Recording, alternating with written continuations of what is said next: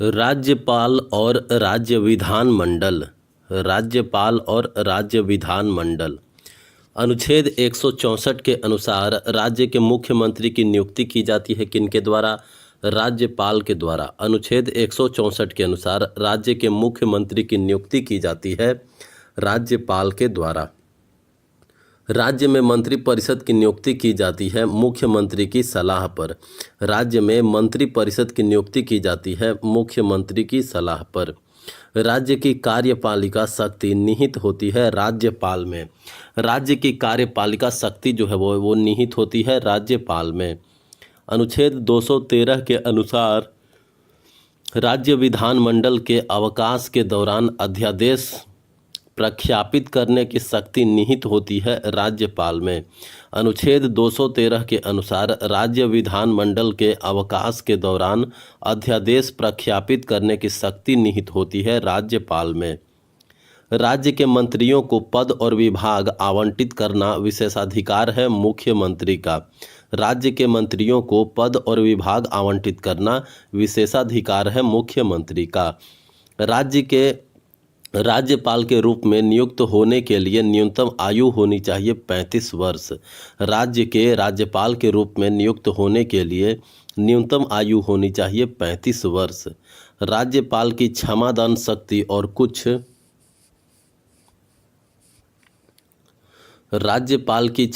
शक्ति और कुछ मामलों में सजा को माफ़ करने या कम करने, निलंबित करने आदि का उल्लेख किया गया है अनुच्छेद 161 में।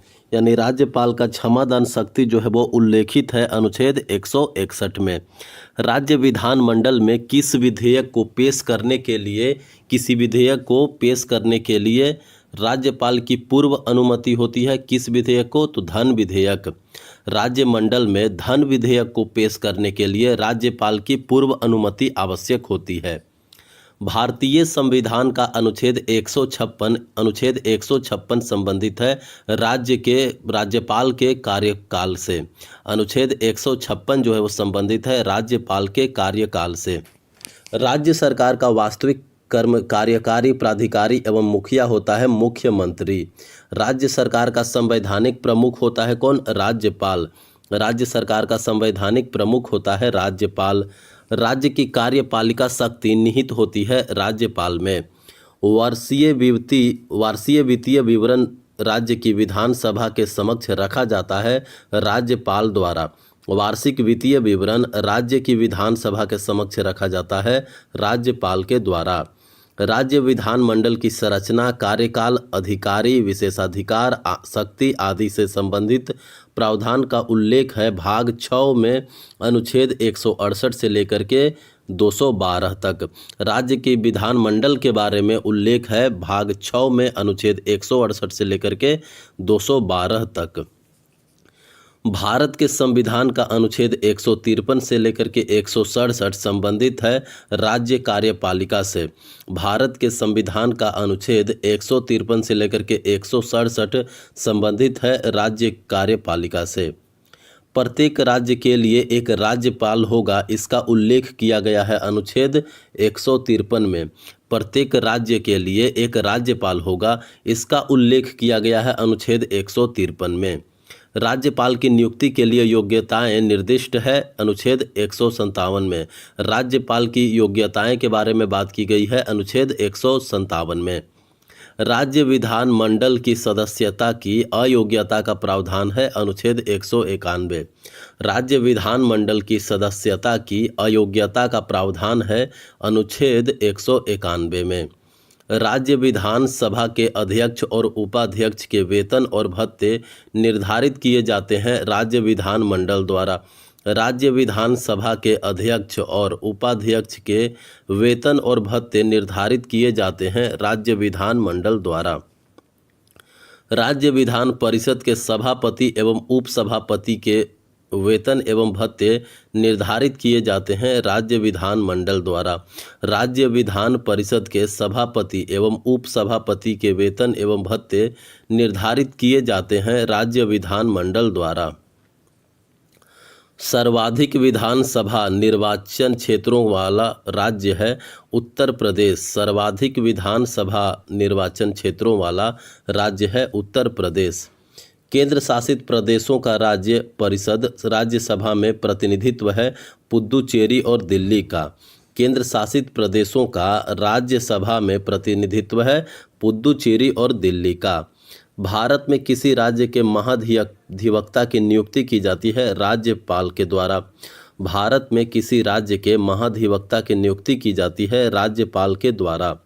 आंध्र प्रदेश, बिहार, कर्नाटक, महाराष्ट्र, तेलंगाना, उत्तर प्रदेश में द्विसदनीय विधायिका है। आंध्र प्रदेश, तेलंगाना, बिहार, कर्नाटक, महाराष्ट्र, उत्तर प्रदेश में द्विसदनीय विधायिका है। भारत में राज्य विधान परिषद के सदस्यों का कार्यकाल कितना होता है? 6 वर्ष। भारत में राज्य विधान परिषदों की सदस्य की कार्यकाल होता है 6 वर्ष। भारत में राज्य विधानसभा का कार्यकाल है कितना? 5 वर्ष। भारत में राज्य विधानसभा का कार्यकाल है 5 वर्ष। अनुच्छेद 182 के अनुसार विधान परिषद के अध्यक्ष एवं उपाध्यक्ष का चुनाव किया जाता है विधान परिषद के सदस्यों के द्वारा। अनुच्छेद 182 के अनुसार विधान परिषद के अध्यक्ष एवं उपाध्यक्ष का चुनाव किया जाता है विधान परिषद के सदस्यों के द्वारा। विधान परिषद के 1/3 सदस्य सेवानिवृत्त हो जाते हैं प्रत्येक 2 वर्ष में। विधान परिषद के 1/3 सदस्य सेवानिवृत्त हो जाते हैं प्रत्येक 2 वर्ष में। राज्य की कार्यकारी शक्ति राज्यपाल में निहित होती है अनुच्छेद 154 के तहत। राज्यपाल की कार्यकारी शक्ति जो है वो राज्यपाल में ही निहित होती है अनुच्छेद 154 के तहत। राज्यों में विधानमंडल के गठन का प्रावधान है अनुच्छेद 168 में। राज्यों में विधानमंडल के गठन का प्रावधान है अनुच्छेद 168 में। धन विधेयक को विधान परिषद में पेश नहीं किए जाने के प्रावधान का उल्लेख है अनुच्छेद 198.1 में। धन विधेयक को विधान परिषद में पेश नहीं किए जाने के प्रावधान का उल्लेख है अनुच्छेद 198.1 में। राज्यपाल को विधानमंडल के अवकाश के दौरान अध्यादेश जारी करने की शक्ति है अनुच्छेद 213 के तहत। राज्यपाल को विधानमंडल के अवकाश के दौरान अध्यादेश जारी करने की शक्ति है अनुच्छेद 213 के तहत। राज्यपाल को पद की शपथ दिलाई जाती है उच्च न्यायालय के मुख्य न्यायाधीश द्वारा। राज्यपाल को पद की शपथ दिलाई जाती है उच्च न्यायालय के मुख्य न्यायाधीश के द्वारा। अनुच्छेद 167 के तहत मंत्रिपरिषद के सभी निर्णयों की सूचना राज्यपाल को देना कर्तव्य है। अनुच्छेद 167 के तहत मंत्रिपरिषद के सभी निर्णयों की सूचना राज्यपाल को देना कर्तव्य है किनका? मुख्यमंत्री का। भारत के किसी राज्य का प्रमुख होता है राज्यपाल। भारत के किसी राज्य का प्रमुख होता है कौन? राज्यपाल। मुख्यमंत्री के इस्तीफे या मृत्यु की स्थिति में संपूर्ण मंत्रिपरिषद स्वतः ही भंग हो जाता है। मुख्यमंत्री के इस्तीफे या मृत्यु की स्थिति में संपूर्ण मंत्रिपरिषद जो है वो स्वतः ही भंग हो जाती है। राष्ट्रपति शासन के अधीन राज्य का बजट पेश किया जाता है लोकसभा में। राष्ट्रपति शासन के अधीन राज्य का बजट जो है वो पेश किया जाता है लोकसभा में। राज्यपाल को सहायता और सलाह देने के लिए मंत्रिपरिषद का उल्लेख किया गया है अनुच्छेद 163 में। राज्यपाल को सहायता और सलाह देने के लिए मंत्रिपरिषद का उल्लेख किया गया है अनुच्छेद 163 में।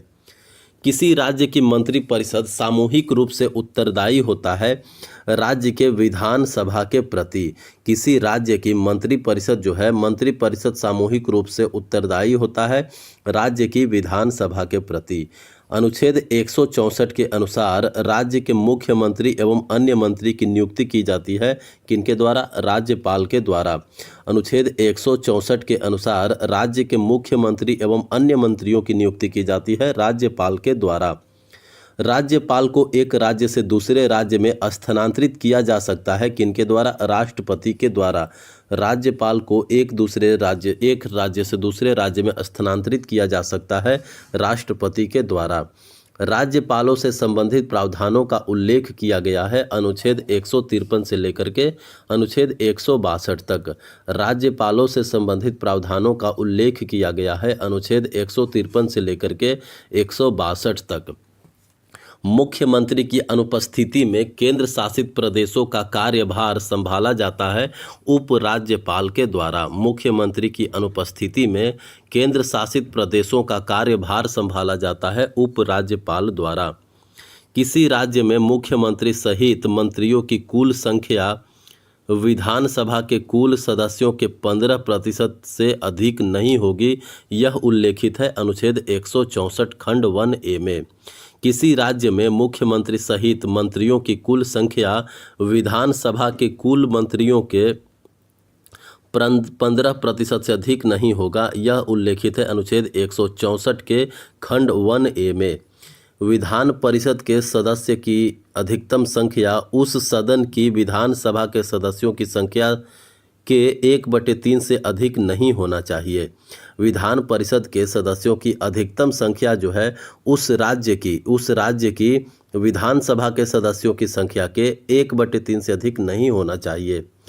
प्रत्येक राज्य विधानमंडल में होते हैं एक राज्यपाल और एक सदन या 2 सदन। प्रत्येक राज्य विधान मंडल में होते हैं एक राज्यपाल और एक सदन या 2 सदन। विधानसभा की संरचना उल्लेखित है अनुच्छेद 170 भाग 6 में। विधानसभा की संरचना जो है वो उल्लेखित है अनुच्छेद 170 में भाग 6। अनुच्छेद 170 के अनुसार किसी राज्य की विधानसभा के अधिकतम सदस्य होने चाहिए 500। किसी राज्य के विधानसभा के अधिकतम सदस्य होने चाहिए 500। राज्यपाल के रूप में नियुक्ति के लिए भारत के संविधान द्वारा निर्धारित न्यूनतम आयु है 35 वर्ष। राज्यपाल के रूप में नियुक्ति के लिए भारत के संविधान द्वारा निर्धारित न्यूनतम आयु है 35 वर्ष। संविधान में राज्य विधानमंडल के संगठन, संरचना और शक्तियों का उल्लेख है भाग 6 में। संविधान में राज्य विधानमंडल के संगठन, संरचना और शक्तियों का उल्लेख है भाग 6 में। किसी राज्य की विधान परिषद विघटन के अधीन नहीं होगी, यह अनुच्छेद 172.2 के में लिखा गया है। अनुच्छेद 172.2 के अनुसार किसी राज्य की विधान परिषद विघटन के अधीन नहीं होगी। राज्य में विधान परिषदों का उत्साह या सृजन संबंधित है अनुच्छेद 169 से। राज्यों में विधान परिषदों का उत्सादन या सृजन संबंधित है अनुच्छेद 169 से। क्षमा दान देने की राज्यपाल की शक्ति का उल्लेख किया गया है अनुच्छेद 161 में। राज्यपाल की क्षमा दान शक्ति का उल्लेख किया गया है अनुच्छेद 161 में। प्रत्येक राज्य के लिए एक राज्यपाल होगा, यह उल्लेखित है अनुच्छेद 153 में। प्रत्येक राज्य के लिए एक राज्यपाल होगा, यह उल्लेखित है अनुच्छेद 153 में।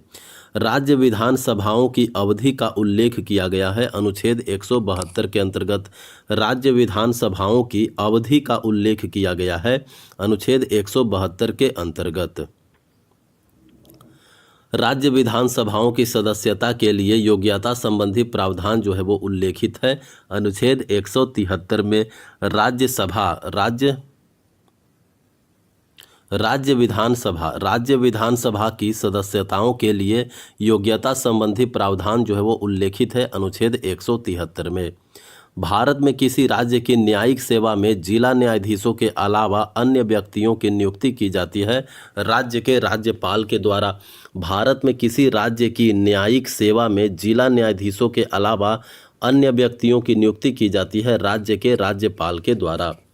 दिल्ली विधानसभा में सीटों की संख्या कितनी है? 70।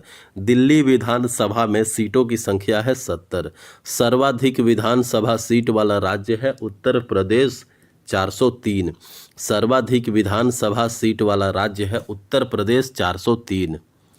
राज्य चुनाव आयुक्त की नियुक्ति की जाती है राज्यपाल के द्वारा। राज्य चुनाव आयुक्त की नियुक्ति की जाती है राज्यपाल के द्वारा। राज्यपाल के रूप में नियुक्ति के लिए योग्यता का उल्लेख किया गया है राज्यपाल के रूप में नियुक्ति के लिए योग्यता का उल्लेख किया गया है अनुच्छेद 157 में। राज्यपाल के रूप में नियुक्ति के लिए योग्यता का उल्लेख है अनुच्छेद 157 में। राज्य से संबंधित कैग की रिपोर्ट सौंपी जाती है राज्यपाल को। राज्य से संबंधित कैग की रिपोर्ट जो होती है वो राज्यपाल को सौंपी जाती है। किसी राज्य का राज्यपाल किसके प्रसाद पर्यंत पद धारण करता है? राष्ट्रपति के। किसी राज्य का राज्यपाल जो है वो राष्ट्रपति के प्रसाद पर्यंत पद धारण करता है। किसी राज्य के विधान परिषद के 1/6 सदस्यों को मनोनीत किया जाता है राज्यपाल के द्वारा। किसी राज्य की विधान परिषद के 1/6 सदस्यों को मनोनीत किया जाता है राज्यपाल द्वारा। सबसे अधिक विधानसभा क्षेत्र है उत्तर प्रदेश 403। सबसे अधिक विधानसभा क्षेत्र है उत्तर प्रदेश में 403। राज्य के राज्यपाल को राष्ट्रपति अपने हस्ताक्षर और मुद्रा सहित अधिपत्र द्वारा नियुक्त करेगा, यह उल्लेखित है अनुच्छेद 155 में। राज्य के राज्यपाल को राष्ट्रपति अपने हस्ताक्षर और मुद्रा सहित अधिपत्र द्वारा नियुक्त करेगा, यह उल्लेखित है अनुच्छेद 155 में। राज्य सरकार के कार्य संचालन का उल्लेख किया गया है अनुच्छेद 166 में। राज्य सरकार के कार्य संचालन का उल्लेख है अनुच्छेद 166 में। विधानमंडल के अवकाश के दौरान अध्यादेश जारी करने की राज्यपाल की शक्ति को परिभाषित किया गया है अनुच्छेद 213 में। विधानमंडल के अवकाश के दौरान अध्यादेश जारी करने की राज्यपाल की शक्ति को परिभाषित किया गया है अनुच्छेद 213 में। राज्यपाल की क्षमादान शक्ति का उल्लेख है अनुच्छेद 161 में। राज्य विधानमंडल के प्रत्येक सदन को समय समय पर बैठक के लिए बुलाने का कार्य किया जाता है राज्यपाल द्वारा। राज्य विधानमंडल के प्रत्येक सदन को समय समय पर बैठक के लिए बुलाने का कार्य किया जाता है राज्यपाल द्वारा। राज्य लोक सेवा आयोग के सदस्यों की संख्या और उनकी सेवा शर्तें निर्धारित की जाती है राज्यपाल द्वारा। राज्य लोक सेवा आयोग के सदस्यों की संख्या और उनकी सेवा शर्तें निर्धारित की जाती है राज्यपाल द्वारा। तेलंगाना विधानसभा की स्थापना हुई थी कब? 2014 में। तेलंगाना विधानसभा की स्थापना हुआ था 2014 में। राज्यपाल को सहायता और सलाह देने के लिए मुख्यमंत्री की अध्यक्षता में एक मंत्री परिषद होगी, इसका उल्लेख है अनुच्छेद 163.1 में। राज्यपाल को सहायता और सलाह देने के लिए मुख्यमंत्री की अध्यक्षता में एक मंत्री परिषद होगी, यह उल्लेखित है अनुच्छेद 163.1 में। राज्य सरकार की सभी कार्यकारी कार्यवाही की जाती है राज्यपाल के नाम से। राज्य सरकार की सभी कार्यकारी कार्यवाही की जाती है राज्यपाल के नाम पर। राज्य में संवैधानिक आपातकाल लगाने की अनुशंसा करने की शक्ति होती है राज्यपाल के पास। राज्य में संवैधानिक आपातकाल लगाने की अनुशंसा करने की शक्ति होती है राज्यपाल के पास। राज्य के महाधिवक्ता की नियुक्ति की जाती है राज्यपाल द्वारा। राज्य के महाधिवक्ता की नियुक्ति की जाती है राज्यपाल द्वारा। किसी राज्य में मंत्री परिषद सामूहिक रूप से उत्तरदायी होता है विधानसभा के प्रति। किसी राज्य में मंत्री परिषद सामूहिक रूप से उत्तरदायी होता है विधानसभा के प्रति। बिहार विधान परिषद की प्रथम बैठक संचालित की गई है 1913 में। बिहार विधान परिषद की प्रथम बैठक संचालित की गई है 1913 में। विधानमंडल की रिक्त सीट को भरने के लिए होने वाले विशेष चुनाव को कहा जाता है उपचुनाव। विधानमंडल की रिक्त सीट को भरने के लिए होने वाले विशेष चुनाव को कहा जाता है उपचुनाव। सर्वोच्च न्यायालय। सर्वोच्च न्यायालय उस न्यायालय और अधीनस्थ न्यायालय। सर्वोच्च न्यायालय, उच्च न्यायालय और अधीनस्थ न्यायालय। भारतीय संविधान का एक अनुच्छेद जो यह प्रावधान करता है कि सर्वोच्च न्यायालय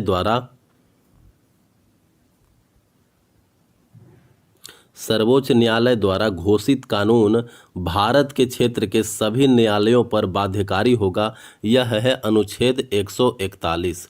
अनुच्छेद 141 यह घोषित करता है कि सर्वोच्च न्यायालय द्वारा लिया गया कानून वो जो है वो भारत के क्षेत्र के सभी न्यायालय पर बाध्यकारी होगा। सर्वोच्च न्यायालय को रीट जारी करने का अधिकार प्राप्त है अनुच्छेद 32 के तहत। सर्वोच्च न्यायालय जो है वो रीट जारी करता है अनुच्छेद 32 के तहत। सर्वोच्च न्यायालय को अपने द्वारा सुनाए गए किसी भी फैसले या दिए गए आदेश की समीक्षा करने की शक्ति है अनुच्छेद 137 के तहत। अनुच्छेद 137 के तहत सर्वोच्च न्यायालय जो है वो अपना ही आदेश का समीक्षा कर सकता है, उस पर पुनर्विचार कर सकता है। अनुच्छेद 233 के अनुसार किसी भी राज्य में जिला न्यायाधीश की नियुक्ति की जाएगी किनके द्वारा? राज्यपाल के द्वारा। किसी भी राज्य में जिला न्यायाधीश की नियुक्ति जो है वो राज्यपाल के द्वारा किया जाएगा, यह अनुच्छेद 233 में वर्णित है। मौलिक अधिकार के प्रवर्तन के लिए कोई व्यक्ति सर्वोच्च न्यायालय में जा सकता है अनुच्छेद 32 के तहत। उच्चतम न्यायालय एक अभिलेख न्यायालय होगा और उसे स्वयं की अवमानना के लिए दंडित करने की शक्ति होगी, यह उल्लेखित है अनुच्छेद 129 में। उच्चतम न्यायालय एक अभिलेख न्यायालय होगा और उसे स्वयं की अवमानना के लिए दंडित करने की शक्ति होगी, अनुच्छेद 129 में यह वर्णित है। सिविल और न्यायिक प्राधिकारियों को सर्वोच्च न्यायालय की सहायता के लिए कार्य करना होगा, यह अनुच्छेद 144 में बताया गया है। सिविल और न्यायिक प्राधिकारियों को सर्वोच्च न्यायालय की सहायता के लिए कार्य करना होगा, यह अनुच्छेद 144 में वर्णित है।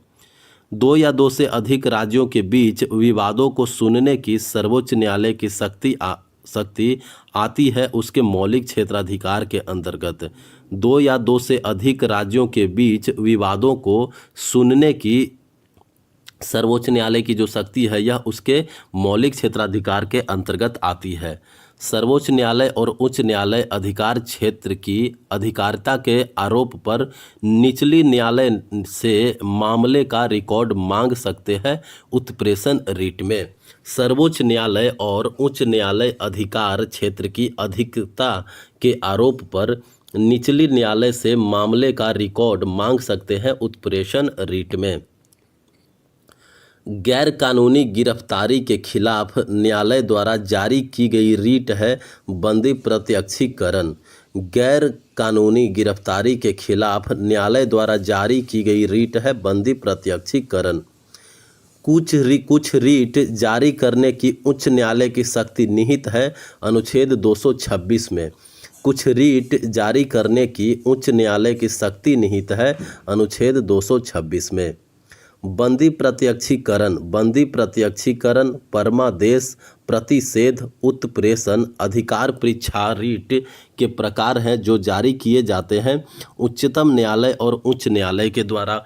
बंदी प्रत्यक्षीकरण परमादेश प्रतिषेध उत्प्रेषण अधिकार परीक्षा रीट के प्रकार है जो जारी किए जाते हैं उच्चतम न्यायालय और उच्च न्यायालय के द्वारा। वह रीट जिसके तहत अदालतें ऐसे व्यक्ति को अदालत में पेश करने की मांग करती है, वह रीट जिसके तहत अदालतें किसी ऐसे व्यक्ति को अदालत में पेश करने की मांग करती है जिसके लापता होने या हिरासत में होने का संदेह होता है, वो है बंदी प्रत्यक्षीकरण। वह रीट जिसके तहत अदालतें किसी ऐसे व्यक्ति को अदालत में पेश करने की मांग करती है जिसके लापता होने या हिरासत में होने का संदेह होता है, बंदी प्रत्यक्षीकरण की। सर्वोच्च न्यायालय किसके प्रवर्तन के लिए रीट जारी करता है? भाग 3 द्वारा प्रदत्त अधिकारों। भाग 3 द्वारा प्रदत्त अधिकारों के लिए सर्वोच्च न्यायालय जो है वो रीट जारी करता है। भारत के सर्वोच्च न्यायालय का उद्घाटन हुआ था 28 जनवरी 1950 को। भारत के सर्वोच्च न्यायालय का उद्घाटन हुआ था 28 जनवरी 1950 को। भारत के उच्चतम न्यायालय की प्रथम बैठक आयोजित की गई थी वर्ष 1950 में। भारत के उच्चतम न्यायालय की प्रथम बैठक आयोजित की गई थी वर्ष 1950 में। सर्वोच्च न्यायालय के न्यायाधीशों की नियुक्ति से संबंधित अनुच्छेद है अनुच्छेद 124। सर्वोच्च न्यायालय के न्यायाधीशों की नियुक्ति से संबंधित अनुच्छेद है अनुच्छेद 124। उच्च न्यायालय के न्यायाधीशों की नियुक्ति से संबंधित अनुच्छेद है अनुच्छेद 17। सर्वोच्च न्यायालय के न्यायाधीशों की नियुक्ति से संबंधित अनुच्छेद है 124 और उच्च न्यायालय के न्यायाधीशों की नियुक्ति से संबंधित अनुच्छेद है अनुच्छेद 217। न्यायालय अवमानना अधिनियम पारित किया गया था 1971 में। न्यायालय अवमानना अधिनियम पारित किया गया था 1971 में। ग्राम न्यायालय अधिनियम पारित किया गया था 2008 में। ग्राम न्यायालय अधिनियम पारित किया गया था 2008 में। संसद द्वारा सर्वोच्च न्यायालय या उच्च न्यायालय के न्यायाधीश को हटाने के लिए आवश्यकता होती है विशेष बहुमत की। संसद द्वारा सर्वोच्च न्यायालय या उच्च न्यायालय के न्यायाधीश को हटाने के लिए आवश्यकता होती है विशेष बहुमत की। सर्वोच्च न्यायालय का वह क्षेत्राधिकार जो उसे केंद्र और राज्य तथा राज्यों के बीच विवादों को निपटाने की अनुमति देता है वह है मूल क्षेत्राधिकार। सर्वोच्च न्यायालय का वह क्षेत्राधिकार जो उसे केंद्र और राज्य तथा राज्यों के बीच विवादों को निपटाने की अनुमति देता है वह है मूल क्षेत्राधिकार। भारत में उच्च न्यायालय के न्यायाधीश के रूप में नियुक्ति के लिए अधिकतम आयु सीमा है 62 वर्ष। भारत में उच्च न्यायालय के न्यायाधीश के रूप में नियुक्ति के लिए अधिकतम आयु सीमा है 62 वर्ष।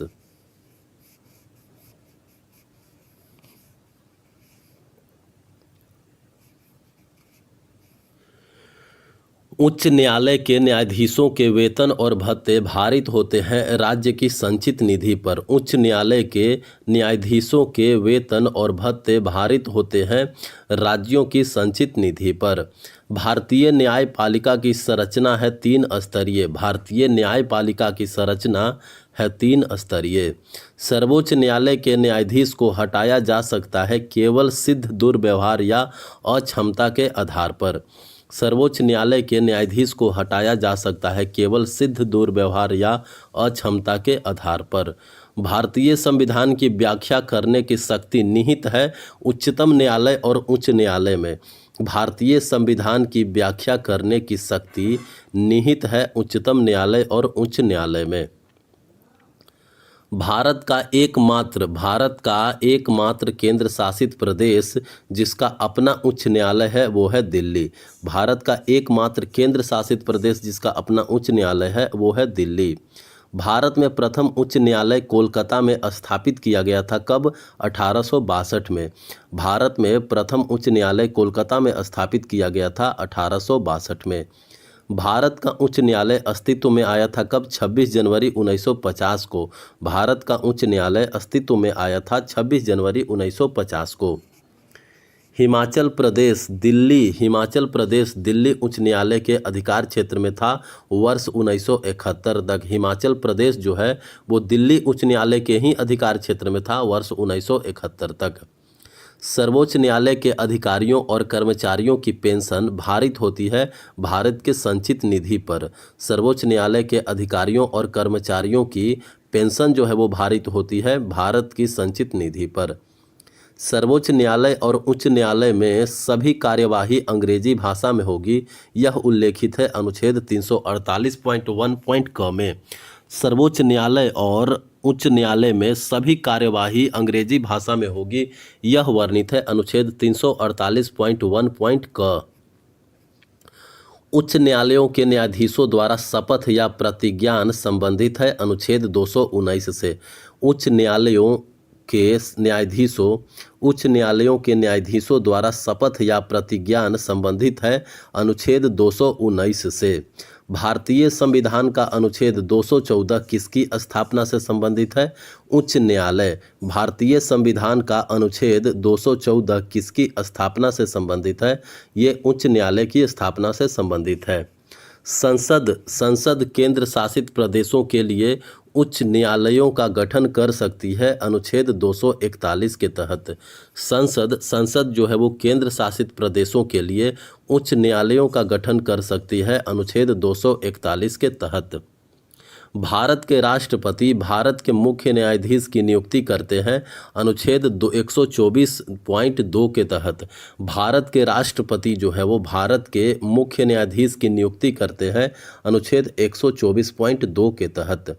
राष्ट्रपति कानून या तथ्य के प्रश्न पर सर्वोच्च न्यायालय की राय ले सकते हैं। अनुच्छेद 143 के तहत राष्ट्रपति कानून या तथ्य के प्रश्न पर सर्वोच्च न्यायालय की राय ले सकते हैं, यह वर्णित है अनुच्छेद 143 में। सर्वोच्च न्यायालय को मौलिक अधिकारों को लागू करने के लिए रीट जारी करने की शक्ति प्राप्त है। अनुच्छेद 32 के अंतर्गत सर्वोच्च न्यायालय की सहायक शक्तियां का उल्लेख है अनुच्छेद 140 में। सर्वोच्च न्यायालय की सहायक शक्तियों का उल्लेख है अनुच्छेद 140 में। सर्वोच्च न्यायालय जो है वो एक अभिलेख न्यायालय होगा, यह वर्णित है अनुच्छेद 129 में। सर्वोच्च न्यायालय अभिलेखीय न्यायालय है, यह वर्णित है अनुच्छेद 129 में। कोई न्यायाधीश राष्ट्रपति को संबोधित अपने हस्ताक्षर सहित लेख द्वारा अपना पद त्याग कर सकेगा, यह वर्णित है अनुच्छेद 124.2.a में। कोई न्यायाधीश राष्ट्रपति को संबोधित अपने हस्ताक्षर सहित लेख द्वारा अपना पद त्याग कर सकेगा, अनुच्छेद 124.2.a के तहत। उच्चतम न्यायालय का मूल क्षेत्राधिकार आता है अनुच्छेद 131 के अंतर्गत। उच्चतम न्यायालय का मूल क्षेत्राधिकार आता है अनुच्छेद 131 के अंतर्गत। उच्चतम न्यायालय की बैठकों में सेवानिवृत्त न्यायाधीशों की उपस्थिति है अनुच्छेद 128 के अंतर्गत। उच्चतम न्यायालय की बैठकों में सेवानिवृत्त न्यायाधीशों की उपस्थिति है अनुच्छेद 128 के अंतर्गत। भारत के सर्वोच्च न्यायालय के न्यायाधीश के लिए सेवानिवृत्ति की आयु है 65 वर्ष। भारत के सर्वोच्च न्यायालय के न्यायाधीश के लिए सेवानिवृत्ति की आयु है 65 वर्ष। सर्वोच्च न्यायालय के अधिकारियों और सेवकों की नियुक्ति की जाएगी भारत के मुख्य न्यायाधीश द्वारा। सर्वोच्च न्यायालय के अधिकारियों और सेवकों की नियुक्ति की जाएगी भारत के मुख्य न्यायाधीश और द्वारा उल्लेखित अनुच्छेद 146.1 में। सर्वोच्च न्यायालय के अधिकारियों और सेवकों की नियुक्ति की जाएगी भारत के मुख्य न्यायाधीश द्वारा अनुच्छेद 146.1 में के तहत। सर्वोच्च न्यायालय की रजिस्ट्री का नेतृत्व करता है कौन? महासचिव। सर्वोच्च न्यायालय की रजिस्ट्री का नेतृत्व करता है महासचिव। मद्रास उच्च न्यायालय की स्थापना की गई थी कब? 1862 में। मद्रास उच्च न्यायालय की स्थापना की गई थी 1862 में। आपराधिक मामलों में सर्वोच्च न्यायालय का अपीलीय क्षेत्राधिकार का उल्लेख किया गया है अनुच्छेद 134 में। आपराधिक मामलों में सर्वोच्च न्यायालय का अपीलीय क्षेत्राधिकार का उल्लेख किया गया है अनुच्छेद 134 में। कुछ रीट जारी करने की उच्च न्यायालय की शक्ति प्राप्त है। उच्च न्यायालय जो है वो रीट जारी करता है अनुच्छेद 226 के तहत। उच्च न्यायालय रीट जारी करता है अनुच्छेद 226 के तहत। दिल्ली उच्च न्यायालय की स्थापना हुई थी कब? 1966 में। दिल्ली उच्च न्यायालय की स्थापना हुई थी 1966 में। पटना उच्च न्यायालय की स्थापना हुई थी कब? 1916 में। पटना उच्च न्यायालय की स्थापना हुआ था 1916 में। बॉम्बे उच्च न्यायालय की स्थापना कब हुई थी? 14 अगस्त 1862 में। बॉम्बे उच्च न्यायालय की स्थापना हुई थी 14 अगस्त 1862 को। भारतीय संविधान का संरक्षक होता है सर्वोच्च न्यायालय। भारतीय संविधान का संरक्षक होता है कौन? सर्वोच्च न्यायालय। कलकत्ता उच्च न्यायालय का किस केंद्र शासित प्रदेश पर अधिकार क्षेत्र है? अंडमान और निकोबार द्वीप समूह पर। कलकत्ता उच्च न्यायालय का किस केंद्र शासित प्रदेश पर अधिकार क्षेत्र है? अंडमान और निकोबार द्वीप समूह पर। कलकत्ता उच्च न्यायालय में न्यायाधीशों की स्वीकृत संख्या कितना है? 72। कलकत्ता उच्च न्यायालय में न्यायाधीशों की स्वीकृत संख्या है 72।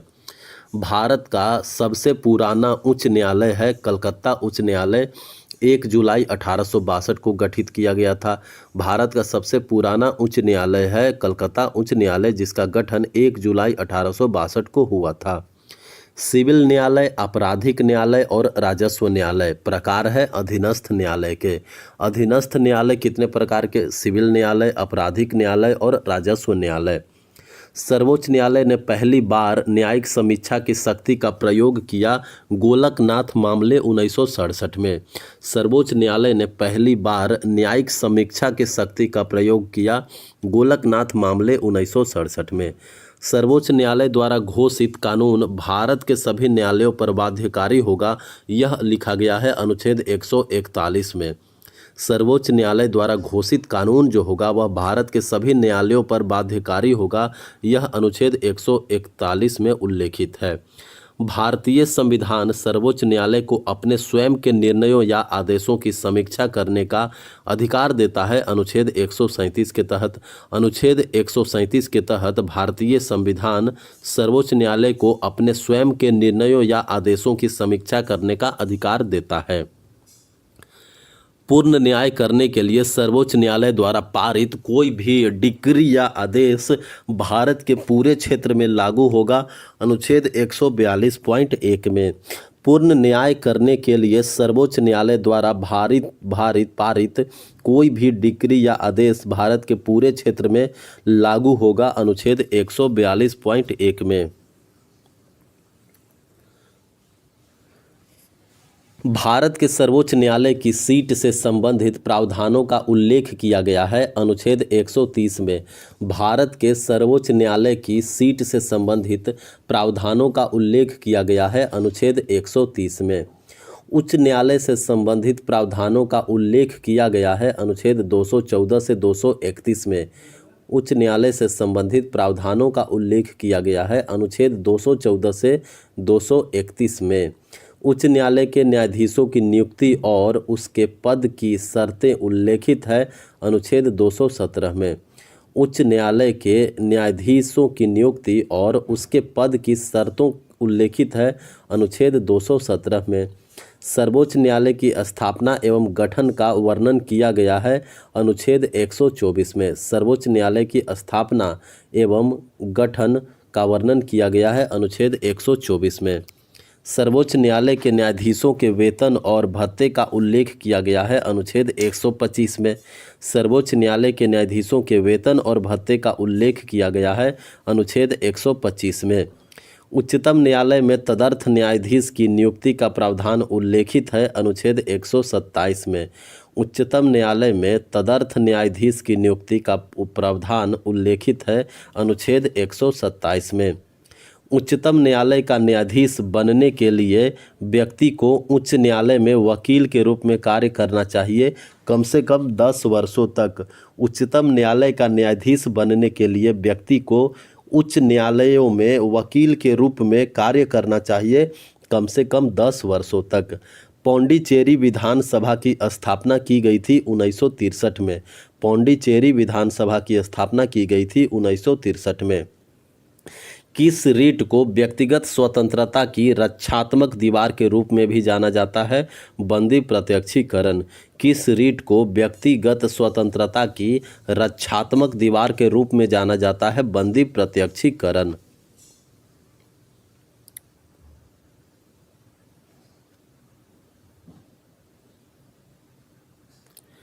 अनुच्छेद 217 के अनुसार राज्य में उच्च न्यायालय के न्यायाधीश की नियुक्ति राष्ट्रपति द्वारा की जाती है भारत के मुख्य न्यायाधीश के परामर्श से। अनुच्छेद 217 के अनुसार राज्य में उच्च न्यायालय के न्यायाधीश की नियुक्ति जो है वो राष्ट्रपति द्वारा की जाती है भारत के मुख्य न्यायाधीश के परामर्श से। भारत में उच्च न्यायालयों की संख्या है कितनी? 25।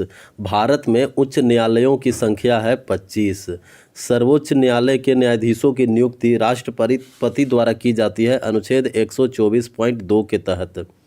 सर्वोच्च न्यायालय के न्यायाधीशों की नियुक्ति राष्ट्रपति द्वारा की जाती है अनुच्छेद 124.2 के तहत। सिविल और न्यायिक प्राधिकारियों द्वारा उच्चतम न्यायालय की सहायता में कार्य किया जाना उल्लेखित है अनुच्छेद 144 में। सिविल और न्यायिक प्राधिकारियों द्वारा उच्चतम न्यायालय की सहायता में कार्य किया जाना उल्लेखित है अनुच्छेद 144 में।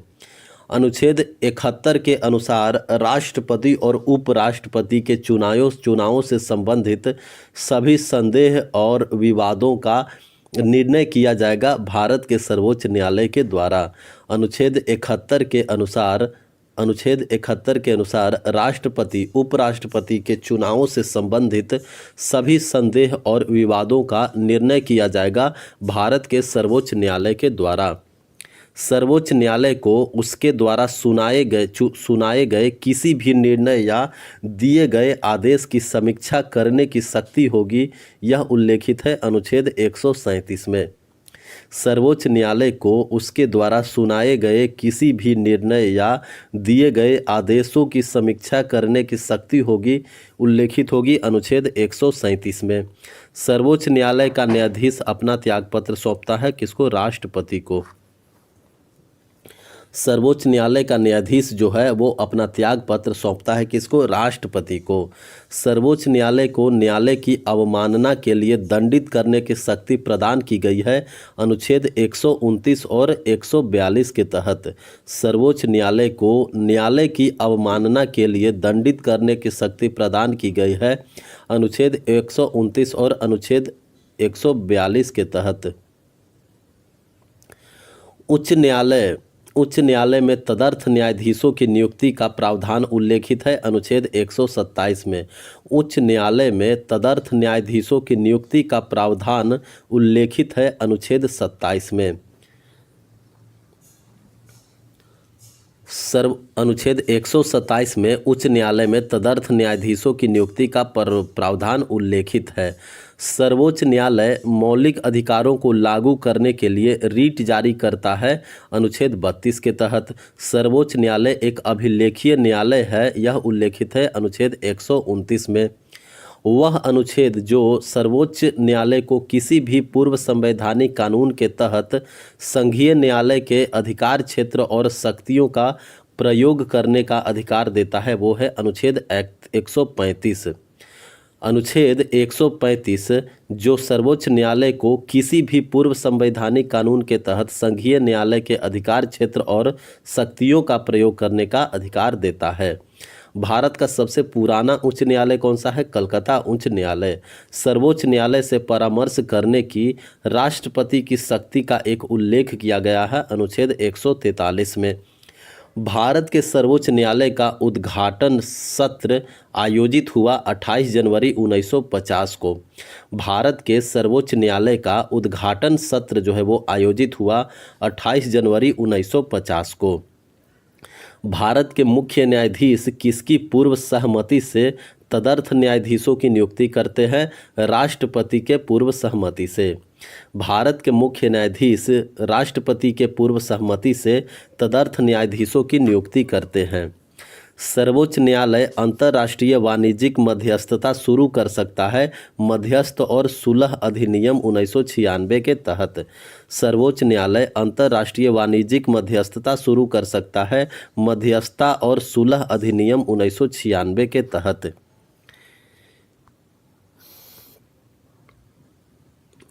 किसी न्यायाधीश को हटाने का प्रस्ताव लोकसभा में प्रारंभ करने के लिए उस पर हस्ताक्षर होने चाहिए कितने सदस्यों का? 100 सदस्यों का।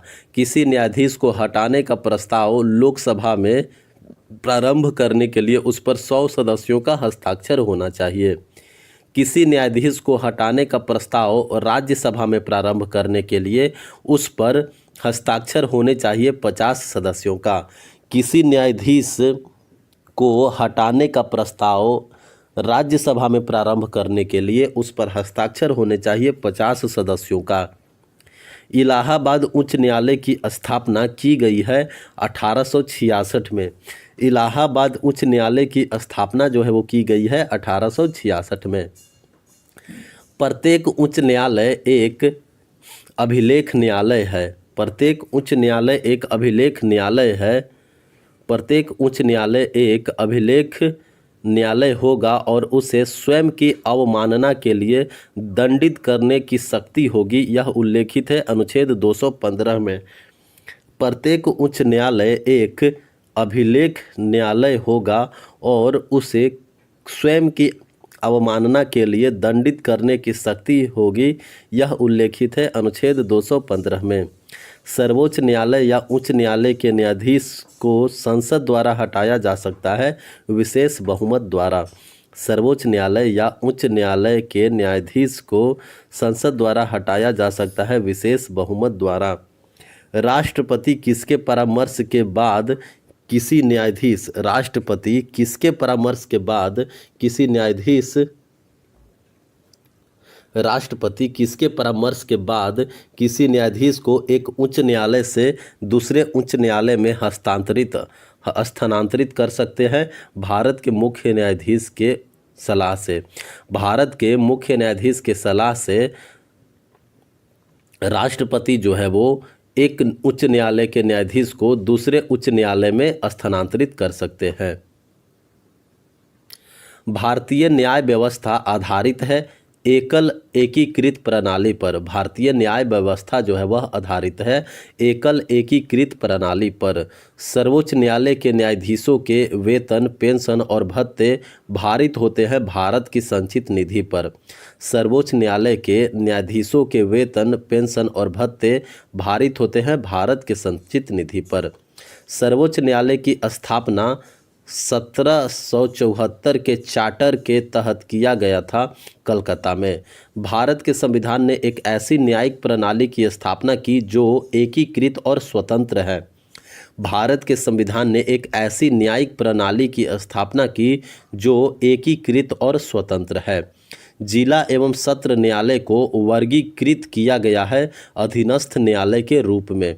जिला एवं सत्र न्यायालय को वर्गीकृत किया गया है अधीनस्थ न्यायालय के रूप में। लोक अदालतों को वैधानिक दर्जा दिया है कानूनी सेवा प्राधिकरण अधिनियम 1987 के तहत। लोक अदालतों को वैधानिक दर्जा दिया गया है कानूनी सेवा प्राधिकरण अधिनियम 1987 के तहत। सर्वोच्च न्यायालय के समक्ष जनहित याचिका दायर की जा सकती है अनुच्छेद 32 के तहत। सर्वोच्च न्यायालय के समक्ष जनहित याचिका दायर की जाती है अनुच्छेद 32 के तहत।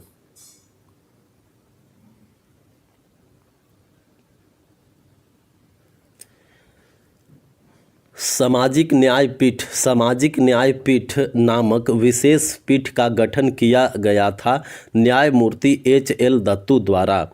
सामाजिक न्यायपीठ नामक विशेष पीठ का गठन किया गया था न्यायमूर्ति H.L. दत्तू द्वारा। वह रीट जो किसी न्यायालय या न्यायाधिकरण के आदेश को रद्द करने के लिए जारी की जाती है वह कहलाती है उत्प्रेषण सर्टियोरारी। वह रीट जो किसी न्यायालय या न्यायाधिकरण के आदेश को रद्द करने के लिए जारी की जाती है वह कहलाती है उत्प्रेषण या सर्टियोरेरी रीट। भारत में संघीय न्यायालय के निर्माण की वकालत की गई थी भारत सरकार अधिनियम 1935 के द्वारा। भारत में संघीय न्यायालय के निर्माण की वकालत की गई थी भारत सरकार अधिनियम 1935 के द्वारा। दो या दो से अधिक राज्यों के बीच विवाद की स्थिति में निर्णय लेने की सर्वोच्च न्यायालय की शक्ति को कहा जाता है मूल क्षेत्राधिकार। दो या दो से अधिक राज्यों के बीच विवाद की स्थिति में निर्णय लेने की सर्वोच्च न्यायालय की शक्ति को कहा जाता है मूल क्षेत्राधिकार। भारत के संविधान का अनुच्छेद 231 दो या अधिक राज्यों के लिए एक ही उच्च न्यायालय की स्थापना करने की शक्ति प्रदान करता है संसद को। भारत के संविधान का अनुच्छेद 231 जो है वो दो या दो से अधिक राज्यों के लिए एक ही उच्च न्यायालय की स्थापना करने की शक्ति प्रदान करता है संसद को। बंदी प्रत्यक्षीकरण रीट का अर्थ है सशरीर उपस्थित होना। यह जारी की जाती है किसी व्यक्ति को अदालत के समक्ष पेश करने के लिए। सर्वोच्च न्यायालय तथा उच्च न्यायालय के न्यायाधीशों की नियुक्ति की जाती है कॉलेजियम प्रणाली के द्वारा। सर्वोच्च न्यायालय या उच्च न्यायालय के न्यायाधीशों की नियुक्ति की जाती है कॉलेजियम प्रणाली के द्वारा। भारतीय न्यायपालिका की संरचना है त्रिस्तरीय। भारतीय न्यायपालिका की संरचना है त्रिस्तरीय। प्रथम लोकायुक्त की स्थापना हुई थी महाराष्ट्र में। प्रथम लोकायुक्त की स्थापना हुई थी कहाँ? महाराष्ट्र में। पंचायत और नगर पालिकाएँ पंचायत और नगर पालिकाएं की बात करें तो पंचायत का सदस्य बनने के लिए आवश्यक न्यूनतम आयु है 21 वर्ष। पंचायत का सदस्य बनने के लिए आवश्यक न्यूनतम आयु जरूरी है 21 वर्ष। संविधान के अनुच्छेद 243 से लेकर के अनुच्छेद 243 ओ संबंधित है पंचायतों से। संविधान के अनुच्छेद 243 से लेकर के अनुच्छेद 243 ओ संबंधित है पंचायतों से।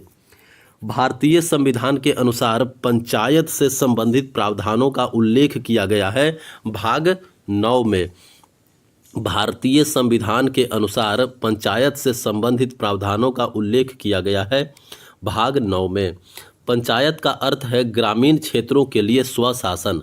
पंचायत का अर्थ क्या है? ग्रामीण क्षेत्रों के लिए स्वशासन। पंचायत की संस्था जिसकी गठन किया गया है अनुच्छेद 243 बी के तहत।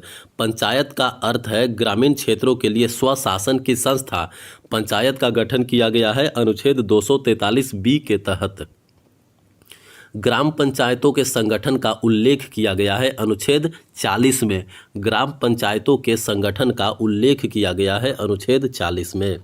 यदि कोई ग्राम पंचायत भंग हो जाती है तो नई पंचायत के गठन के लिए चुनाव पूरा किया जाएगा 6 महीने के भीतर। यदि कोई ग्राम पंचायत भंग हो जाती है तो नई पंचायत के गठन के लिए चुनाव पूरा किया जाएगा 6 महीने के भीतर। पंचायती राज प्रणाली आधारित है सत्ता के विकेंद्रीकरण के सिद्धांत पर। पंचायती राज प्रणाली आधारित है सत्ता के विकेंद्रीकरण के सिद्धांत पर। पंचायत क्षेत्र के सभी पात्र मतदाताओं की एक बैठक कहलाती है ग्राम सभा।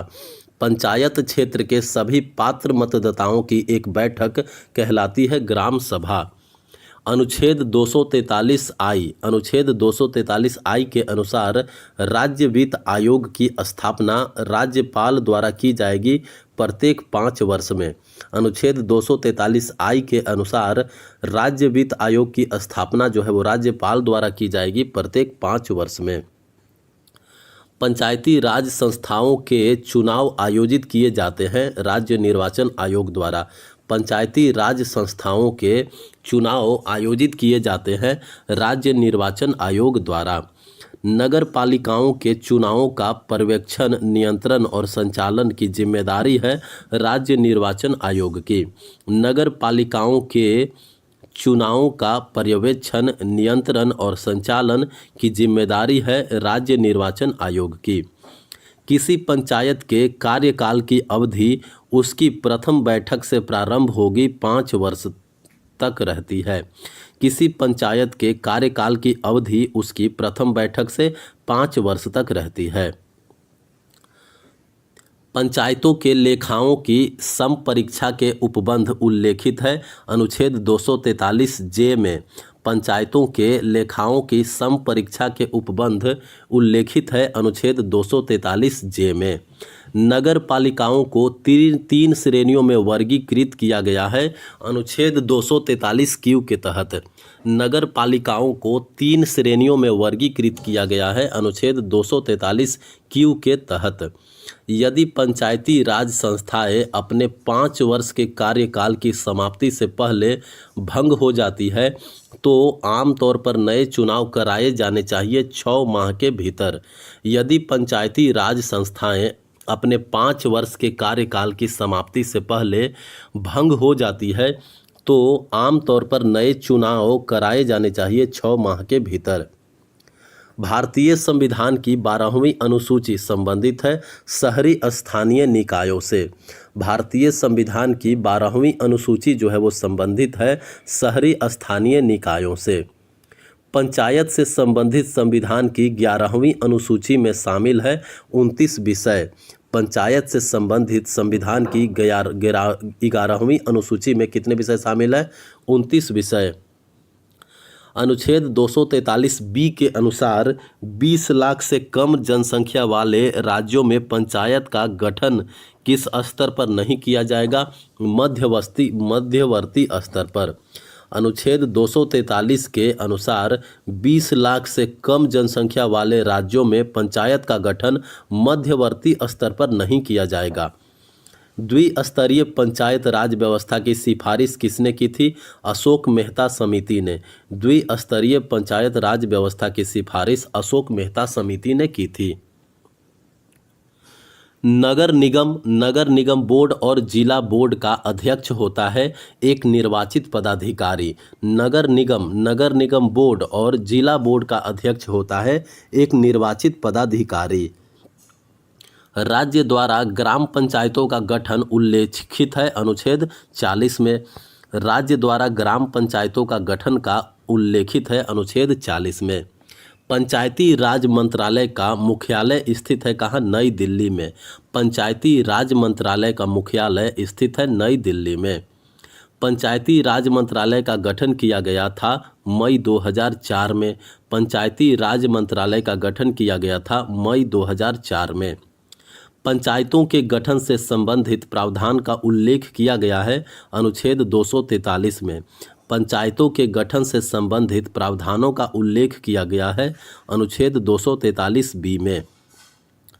त्रिस्तरीय पंचायती राज व्यवस्था का सबसे निचला स्तर है ग्राम पंचायत। त्रिस्तरीय पंचायती राज व्यवस्था का सबसे निचला स्तर है ग्राम पंचायत। भारतीय संविधान का अनुच्छेद 243 ई भारतीय संविधान का अनुच्छेद 243 ई संबंधित है पंचायत की अवधि से। भारतीय संविधान का अनुच्छेद 243 ई संबंधित है पंचायत की अवधि से। संविधान में नगर पालिकाओं से संबंधित प्रावधानों का उल्लेख किया गया है भाग 9A के अंतर्गत। संविधान में नगर पालिकाओं से संबंधित प्रावधानों का उल्लेख किया गया है भाग 9A के अंतर्गत। पंचायतों से संबंधित प्रावधानों का उल्लेख किया गया है भाग 9 में। पंचायतों से संबंधित प्रावधानों का उल्लेख किया गया है भाग 9 में। भारतीय संविधान का अनुच्छेद 243 के संबंधित है पंचायतों के चुनाव से। भारतीय संविधान का अनुच्छेद 243 के संबंधित है पंचायतों के चुनाव से।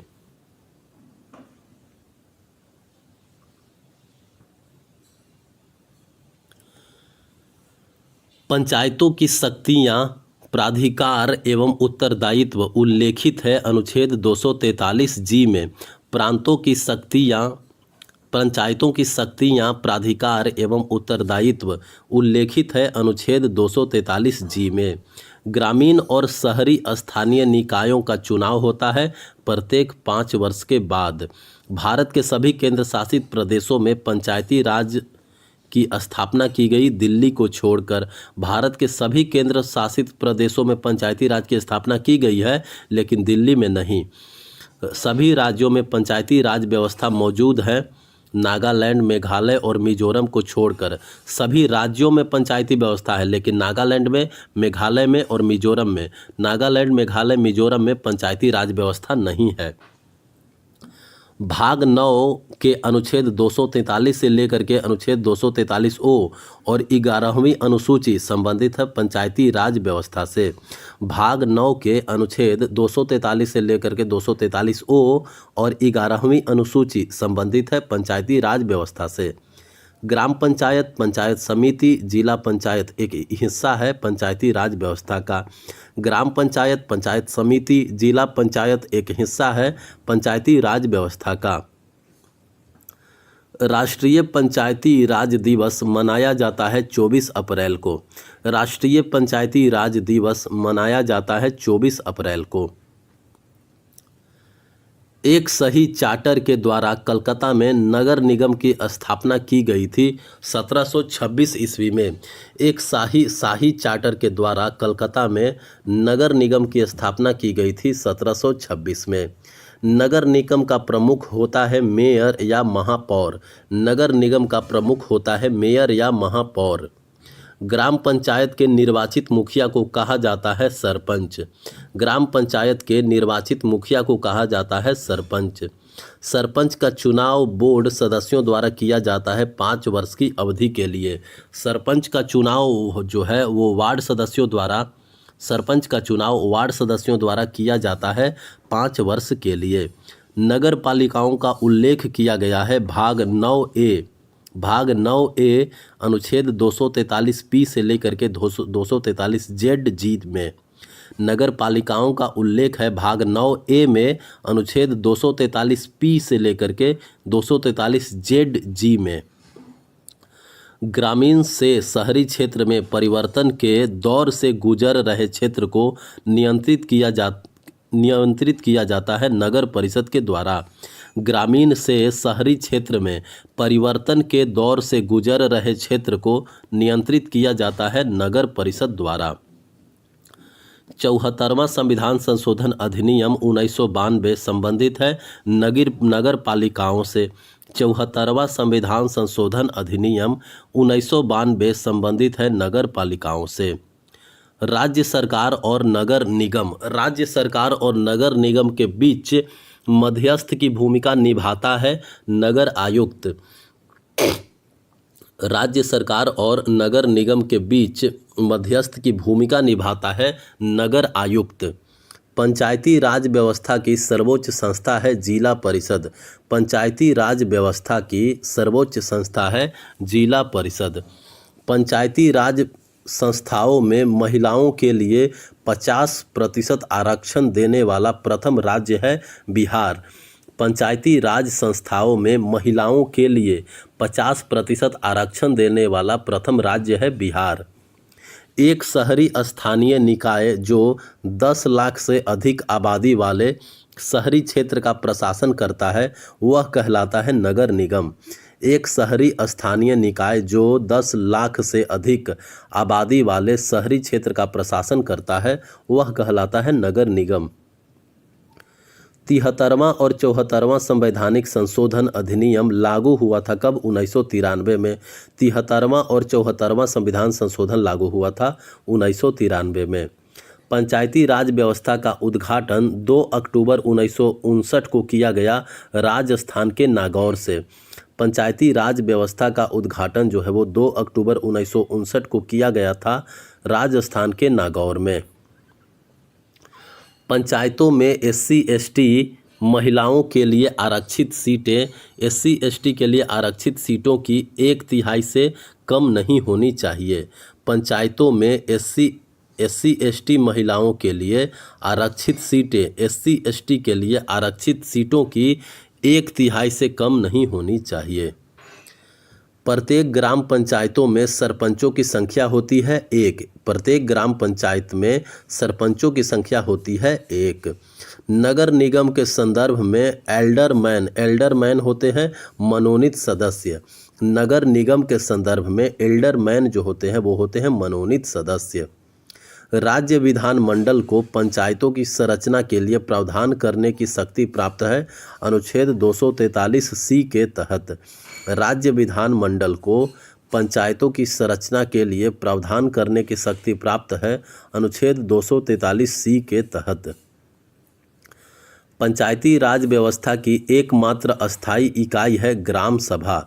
पंचायती राज व्यवस्था की एकमात्र अस्थायी इकाई है ग्राम सभा। नगर पालिकाओं, नगर निगमों और पंचायतों का गठन किया जाता है राज्य सरकार के द्वारा। नगर पालिकाओं, नगर निगमों और पंचायतों का गठन किया जाता है राज्य सरकार द्वारा। ग्राम पंचायत का अध्यक्ष होता है कौन? सरपंच यानी मुखिया, सरपंच या मुखिया। ग्राम पंचायत का अध्यक्ष होता है सरपंच या मुखिया।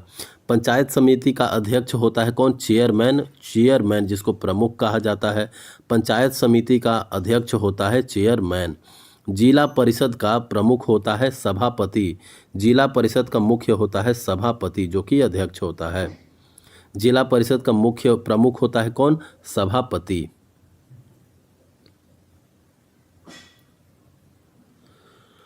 वार्ड समितियों के गठन के लिए नगर पालिका की न्यूनतम जनसंख्या होनी चाहिए 3 लाख या उससे अधिक। वार्ड समितियों के गठन के लिए नगर पालिका की न्यूनतम जनसंख्या होनी चाहिए 3 लाख या उससे अधिक। ब्लॉक पंचायत समिति के अध्यक्ष का चुनाव किया जाता है समिति के सदस्यों के द्वारा। ब्लॉक पंचायत समिति के अध्यक्ष का चुनाव किया जाता है समिति के सदस्यों के द्वारा। नगर पालिका, नगर पंचायत, नगर निगम निकाय है शहरी स्थानीय प्रशासन के। नगर पालिका, नगर पंचायत, नगर निगम निकाय है शहरी स्थानीय प्रशासन के। पंचायत सदस्य बनने के लिए न्यूनतम आयु होनी चाहिए 21 वर्ष। पंचायत सदस्य बनने के लिए न्यूनतम आयु होनी चाहिए 21 वर्ष। नगर पालिकाओं से संबंधित संविधान की 12वीं अनुसूची में शामिल है 18 विषय। नगर पालिकाओं से संबंधित संविधान की 12वीं अनुसूची में शामिल है 18 विषय। पंचायती राज व्यवस्था लागू करने वाला दूसरा राज्य था आंध्र प्रदेश 1959। पंचायती राज व्यवस्था लागू करने वाला दूसरा राज्य था आंध्र प्रदेश 1959। अनुच्छेद 243 भी के अनुसार नगर पालिका का सदस्य बनने के लिए आवश्यक न्यूनतम आयु है 21 वर्ष। अनुच्छेद 243 भी के अनुसार नगर पालिका का सदस्य बनने के लिए आवश्यक न्यूनतम आयु है 21 वर्ष। पंचायती राज की त्रिस्तरीय संरचना का सुझाव दिया गया था बलवंत राय मेहता समिति। पंचायती राज की त्रिस्तरीय संरचना का सुझाव दिया गया था बलवंत राय मेहता समिति 1957 के द्वारा। पंचायती राज चुनाव में महिलाओं के लिए आरक्षित सीटें कितनी होती है? 1/3। पंचायती राज चुनाव में महिलाओं के लिए आरक्षित सीटें होती है 1/3। पंचायतों और नगर पालिकाओं का निर्वाचन आयोजित किया जाता है राज्य निर्वाचन आयोग द्वारा। पंचायतों और नगर पालिकाओं का निर्वाचन जो है वो आयोजित किया जाता है राज्य निर्वाचन आयोग द्वारा। पंचायती राज संरचना में स्तरों की संख्या होती है 3। पंचायती राज संरचना में स्तरों की संख्या कितनी होती है? 3। ग्रामीण और शहरी स्थानीय निकायों में महिला उम्मीदवारों के लिए सीटें आरक्षित होती है 1/3। ग्रामीण और शहरी स्थानीय निकायों में महिला उम्मीदवारों के लिए सीटें आरक्षित होती हैं 1/3। संविधान का भाग 9A संबंधित है नगर पालिका से। संविधान का भाग 9A जो है वो संबंधित है नगर पालिका से। नगर निगम की बैठकों की अध्यक्षता की जाती है महापौर के द्वारा। नगर निगम की बैठकों की अध्यक्षता की जाती है महापौर के द्वारा। पंचायत का सदस्य बनने के लिए न्यूनतम आयु होनी चाहिए 21 वर्ष। पंचायत का सदस्य बनने के लिए न्यूनतम आयु होनी चाहिए 21 वर्ष। शहरी क्षेत्रों के लिए स्थानीय सरकारी निकायों को जाना जाता है नगर पालिकाओं के रूप में। शहरी क्षेत्रों के लिए स्थानीय सरकारी निकायों को जाना जाता है नगर पालिकाओं के रूप में। पंचायती राज संस्थाएं मुख्य रूप से स्वशासन की संस्थाएं हैं। पंचायती राज संस्थाएं मुख्य रूप से स्वशासन की संस्थाएं हैं। पंचायतों के चुनाव से संबंधित सभी मामलों पर कानून बनाने की शक्ति निहित है राज्य विधान मंडल में। पंचायतों के चुनाव से संबंधित सभी मामलों पर कानून बनाने की शक्ति निहित है राज्य विधान मंडल में। पंचायत चुनाव में अनुसूचित जाति के लिए सीटों का आरक्षण लागू नहीं होगा अरुणाचल प्रदेश में। पंचायत चुनाव में अनुसूचित जाति के लिए सीटों का आरक्षण लागू नहीं होगा अरुणाचल प्रदेश राज्य में। प्रत्येक पंचायत में प्रत्यक्ष चुनाव द्वारा भरी जाने वाली सीटों की कुल संख्या में से 1/3 महिलाओं के लिए आरक्षित होगी। यह उल्लेखित है अनुच्छेद 243D में। प्रत्येक पंचायत में प्रत्यक्ष चुनाव द्वारा भरी जाने वाली सीटों की कुल संख्या में से 1/3 महिलाओं के लिए आरक्षित होगी। यह उल्लेखित है अनुच्छेद 243D.3 में। पंचायत समिति पंचायती राज संरचना का संचालन करती है ब्लॉक स्तरीय निकाय में। पंचायत समिति पंचायती राज संरचना का संचालन करती है ब्लॉक स्तरीय निकाय में। भारत में सामुदायिक विकास कार्यक्रम शुरू किया गया था 2 अक्टूबर 1952 को। भारत में सामुदायिक विकास कार्यक्रम शुरू किया गया था 2 अक्टूबर 1952 को। राष्ट्रीय विस्तार दिवस शुरू की गई थी 1943 में। राष्ट्रीय विस्तार दिवस शुरू की गई थी 1943 में। किसी गांव के भूमि अभिलेख अधिकारी को जाना किसी गांव में भूमि अभिलेख अधिकारी को जाना जाता है पटवारी के नाम से। किसी गांव में भूमि अभिलेख अधिकारी को जाना जाता है पटवारी के नाम से। पंचायत अनुसूचित क्षेत्रों का तक विस्तार। पंचायत अधिनियम भारतीय संसद द्वारा पारित किया गया था 1996 में। पंचायत अधिनियम जो है वो भारतीय संसद द्वारा पारित किया गया था 1996 में। पंचायती राज के रूप में तीसरे स्तर की स्थापना की गई थी 73वें संशोधन अधिनियम 1992 में। पंचायती राज के रूप में तीसरे स्तर की स्थापना की गई थी 73वें संशोधन अधिनियम 1992 में। अब है सरकारी संस्थाएं की बात करें तो केंद्र के सार्वजनिक कर्मियों की भर्ती और सेवा विवादों को समाधान किया जाता है केंद्रीय प्रशासनिक न्यायाधिकरण के द्वारा। केंद्र के सार्वजनिक कर्मियों की भर्ती और सेवा विवादों को समाधान किया जाता है केंद्रीय प्रशासनिक न्यायाधिकरण के द्वारा। संघ और राज्यों के लिए लोक सेवा आयोग का उल्लेख है अनुच्छेद 315 में। लोक सेवा आयोग का उल्लेख है अनुच्छेद 315 में। भारत सरकार को विधिक मामलों पर सलाह देना कर्तव्य है अटॉर्नी जनरल का। भारत सरकार को विधिक मामलों पर सलाह देना कर्तव्य है अटॉर्नी जनरल का। राज्य निर्वाचन आयुक्त की नियुक्ति की जाती है राज्यपाल के द्वारा। राज्य निर्वाचन आयुक्त की नियुक्ति की जाती है राज्यपाल के द्वारा। लोकसभा, राज्यसभा, राज्य विधानसभाओं, राष्ट्रपति तथा उपराष्ट्रपति के पद के लिए चुनाव आयोजित किए जाते हैं भारत के निर्वाचन आयोग के द्वारा। लोकसभा, राज्यसभा, राज्य विधानसभा, राष्ट्रपति तथा उपराष्ट्रपति के पद के लिए चुनाव आयोजित किए जाते हैं भारत के निर्वाचन आयोग द्वारा। चुनाव आयोग, वित्त आयोग, संघ लोक सेवा आयोग, ये सब जो है वो संवैधानिक निकाय हैं। चुनाव आयोग एक संवैधानिक निकाय है। वित्त आयोग भी संवैधानिक निकाय है। संघ लोक सेवा आयोग जो है वो संवैधानिक निकाय है। भारत में सभी मूल्य वर्ग के सिक्के जारी किए जाते हैं वित्त मंत्रालय द्वारा। भारत में सभी मूल्य वर्ग के सिक्के जो है वो जारी किए जाते हैं वित्त मंत्रालय के द्वारा। चुनाव आयोग की स्थापना हुई थी 25 जनवरी 1950 को। चुनाव आयोग की स्थापना कब हुई थी? 25 जनवरी 1950 को। राष्ट्रीय महिला आयोग की स्थापना की गई थी 1992 में। राष्ट्रीय महिला आयोग की स्थापना की गई थी 1992 में। संघ लोक सेवा आयोग के अध्यक्ष और सदस्यों का कार्यकाल होता है 6 वर्ष या 65 वर्ष की आयु तक। संघ लोक सेवा आयोग के अध्यक्ष और सदस्यों का कार्यकाल होता है 6 वर्ष या 65 वर्ष।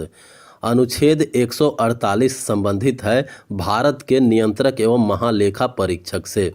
भारत के नियंत्रक एवं महालेखा परीक्षक का जिक्र है अनुच्छेद 148 में।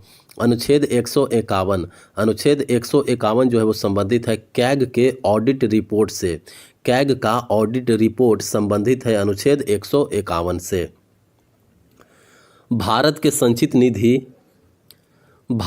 संचित निधि में से राज्यों के राजस्व में सहायता अनुदान को नियंत्रित करने के सिद्धांतों की सिफारिश की जाती है वित्त आयोग के द्वारा।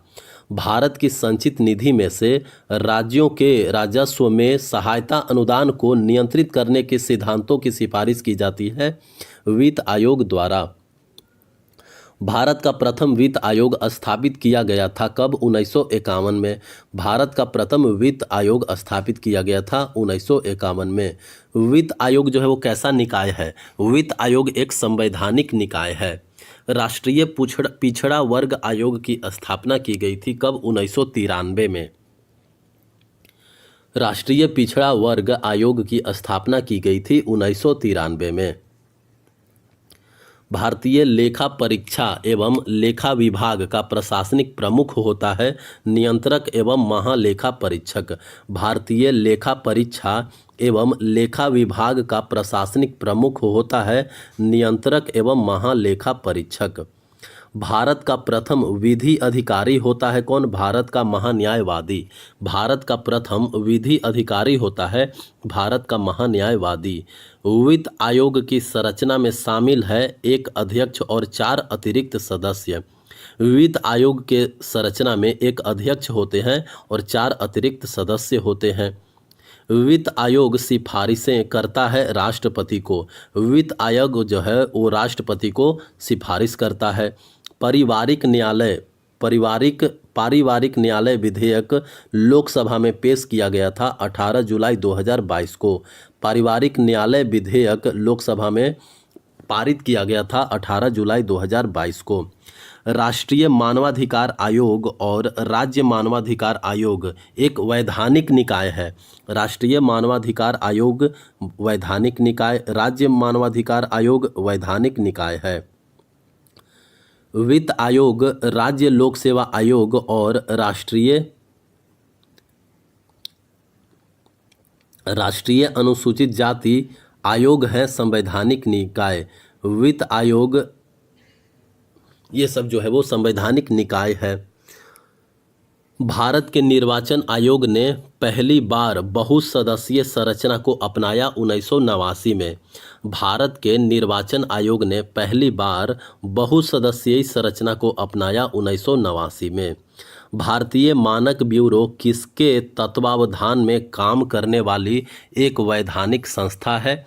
भारतीय मानक ब्यूरो किसके तत्वावधान में काम करने वाली एक वैधानिक संस्था है? उपभोक्ता मामले, खाद्य और सार्वजनिक वितरण मंत्रालय। भारतीय मानक ब्यूरो जो है वो उपभोक्ता मामले, खाद्य और सार्वजनिक वितरण मंत्रालय के अंतर्गत काम करने वाली एक वैधानिक संस्था है। National institution for transforming India का गठन हुआ था कब? यानी नीति आयोग का गठन हुआ था 1 जनवरी 2015 को। National institution for transforming India का गठन हुआ था 1 जनवरी 2015 को। भारतीय वन सेवा, भारतीय प्रशासनिक सेवा और भारतीय पुलिस सेवा आते हैं अखिल भारतीय सेवाओं के अंतर्गत। भारतीय वन सेवा, भारतीय प्रशासनिक सेवा और भारतीय पुलिस सेवा ये सब जो है वो आते हैं अखिल भारतीय सेवाओं के अंतर्गत। भारतीय वन सेवा, भारतीय प्रशासनिक सेवा और भारतीय पुलिस सेवा अखिल भारतीय सेवाओं के अंतर्गत आते हैं। भारत का नियंत्रक एवं महालेखा परीक्षक एकल सदस्यीय निकाय है। भारत का नियंत्रक एवं महालेखा परीक्षक जो है वह एकल सदस्यीय निकाय है। राष्ट्रीय बाल अधिकार संरक्षण आयोग की स्थापना की गई थी कब? 2007 में। राष्ट्रीय बाल अधिकार संरक्षण आयोग की स्थापना की गई थी 2007 में।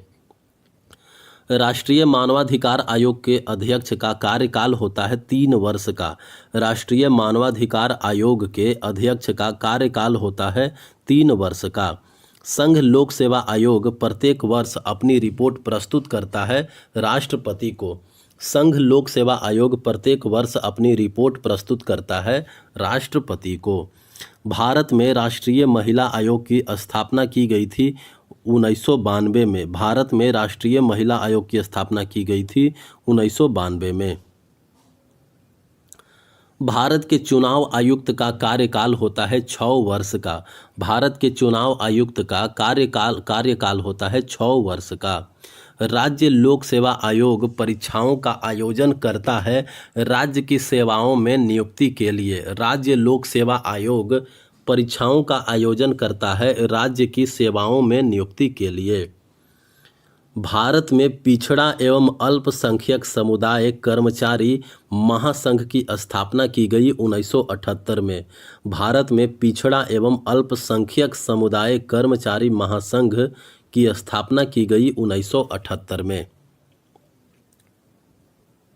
संसद, राज्य विधानसभाओं, राष्ट्रपति और उपराष्ट्रपति के चुनावों के लिए मतदाता सूची तैयार की जाती है निर्वाचन आयोग के द्वारा। संसद, राज्य विधानसभाओं, राष्ट्रपति और उपराष्ट्रपति के चुनावों के लिए मतदाता सूची तैयार की जाती है निर्वाचन आयोग द्वारा।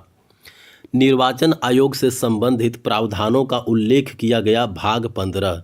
निर्वाचन आयोग से संबंधित प्रावधानों का उल्लेख किया गया भाग 15 अनुच्छेद 324 से 329। निर्वाचन आयोग से संबंधित प्रावधानों का उल्लेख किया गया है भाग 15 अनुच्छेद 324 से 329। निर्वाचन आयोग की स्थापना की गई थी 25 जनवरी 1950। निर्वाचन आयोग की स्थापना की गई थी 25 जनवरी 1950 को। चुनाव आयुक्तों की नियुक्ति की जाती है राष्ट्रपति के द्वारा। चुनाव आयुक्तों की नियुक्ति की जाती है राष्ट्रपति के द्वारा। निर्वाचन आयुक्तों का कार्यकाल कितना होता है? 6 वर्ष या 65 वर्ष की आयु। निर्वाचन आयुक्तों का कार्यकाल होता है 6 वर्ष या 65 वर्ष की आयु तक। प्रथम वित्त आयोग का गठन 22 नवंबर 1951 को किसकी अध्यक्षता में किया गया था? श्री केसी नियोगी की अध्यक्षता में। प्रथम वित्त आयोग का गठन 22 नवंबर 1951 को किसकी अध्यक्षता में किया गया था? श्री केसी नियोगी की अध्यक्षता में। राष्ट्रीय अनुसूचित जाति आयोग एक संवैधानिक निकाय है अनुच्छेद 338 के तहत। राष्ट्रीय अनुसूचित जाति आयोग एक संवैधानिक निकाय है अनुच्छेद 338 के तहत। राष्ट्रीय अनुसूचित जनजाति आयोग एक संवैधानिक निकाय है अनुच्छेद 338 ए के तहत। राष्ट्रीय अनुसूचित जनजाति आयोग एक संवैधानिक निकाय है अनुच्छेद 338 ए के तहत। राष्ट्रीय पिछड़ा वर्ग आयोग एक संवैधानिक निकाय है अनुच्छेद 338 बी के तहत। राष्ट्रीय पिछड़ा वर्ग आयोग एक संवैधानिक निकाय है अनुच्छेद 338 बी के तहत। कैग का कार्यकाल होता है 6 वर्ष या 65 वर्ष की आयु तक। कैग का कार्यकाल होता है 6 वर्ष या 65 वर्ष की आयु तक। संघ से संबंधित कैग की रिपोर्ट सौंपी जाती है राष्ट्रपति को। संघ से संबंधित कैग की रिपोर्ट सौंपी जाती है राष्ट्रपति को। भारतीय लेखा परीक्षा एवं लेखा विभाग का प्रमुख तथा सार्वजनिक पर्स का संरक्षक है नियंत्रक एवं महालेखा परीक्षक। भारतीय लेखा परीक्षा एवं लेखा विभाग का प्रमुख तथा सार्वजनिक पर्स का संरक्षक है नियंत्रक एवं महालेखा परीक्षक कैग। योजना आयोग का स्थान ले लिया किसने? नीति आयोग ने। योजना आयोग का स्थान ले लिया नीति आयोग ने। भारत के योजना आयोग का गठन किया गया था। भारत के योजना आयोग का गठन किया गया था भारत के योजना आयोग का गठन किया गया था 15 मार्च 1950 को। भारत के योजना आयोग का गठन किया गया था कब? 15 मार्च 1950 को। नारकोटिक्स कंट्रोल ब्यूरो एनसीबी का गठन किया गया था 17 मार्च 1986 को। नारकोटिक्स कंट्रोल ब्यूरो एनसीबी का गठन किया गया था 17 मार्च 1986 को। कंपनी कानून 2013 के अनुसार नागरिक प्रकृति के कॉरपोरेट विवादों का प्रबंधन किया जाता है राष्ट्रीय कंपनी कानून न्यायाधिकरण के द्वारा।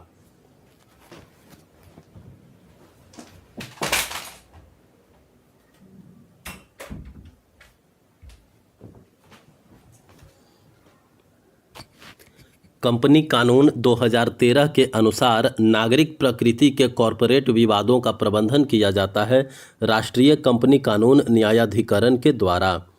राष्ट्रीय कंपनी कानून न्यायाधिकरण की स्थापना की गई थी 1 जून 2016 को। NCLT राष्ट्रीय कंपनी कानून न्यायाधिकरण NCLT की स्थापना की गई थी 1 जून 2016 को। नीति आयोग कैसा निकाय है? नीति आयोग एक गैर संवैधानिक निकाय है।